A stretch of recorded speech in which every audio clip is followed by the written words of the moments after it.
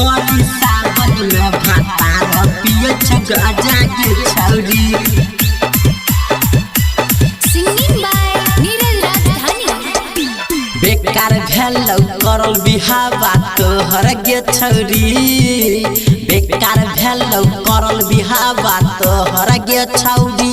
भरी सावन में भातार पिए छ गाजा के छौरी, भरी सावन में भातार पिए छ गाजा के छौरी।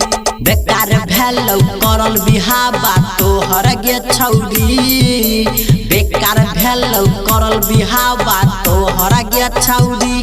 भरी सावन में भातार पिए छ गाजा के छौरी, भरी सावन में भातार पिए छ गाजा के छौरी। प्रेम से बोलिए बाबा नीलकंठ की जय।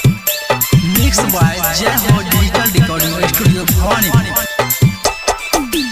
भरी सावन में भातार पिए छ गाजा के छौरी। सावन के सोमवारी लागल छे जमगे, भला बाबा पर ढेरले जलगे। करम तू कलही कितना बेकार गे, भातार छड़तो न पियल गजा गे, भातार छड़तो न पियल गजा गे। सावन के सोमवारी लागल छे जमगे, भला बाबा पर ढेरले जलगे। करम तू कलही कितना बेकार गे, पियल छड़तो न भातार गजा गे, भातार गजा गे। अगला बार से बढ़िया रखी है सुपर गे छौरी, अगला बार से बढ़िया रखी है सुपर गे छौरी।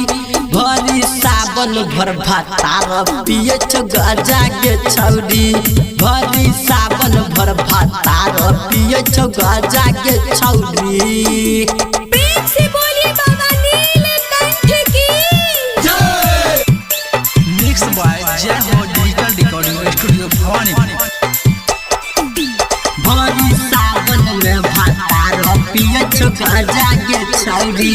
नीरज सुजीत के चल जन संग गे, बाबा भोला के घूमे तो दरबार गे। भोला बाबा पर ढेरले जल गे, ओकर से खोज तो निमन भतार गे, ओकर से खोज तो निमन भतार गे। नीरज सुजीत के चल जन संग गे, बाबा भोला के घूमे तो दरबार गे।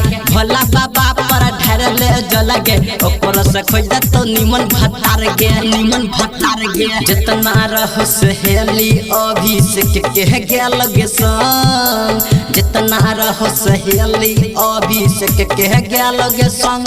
भरी सावन में भातार पिए छ गाजा के छौरी, भरी सावन में भातार पिए छ गाजा के छौरी। सबटा ना समझ छौगे। Recording by Abhishek Raja.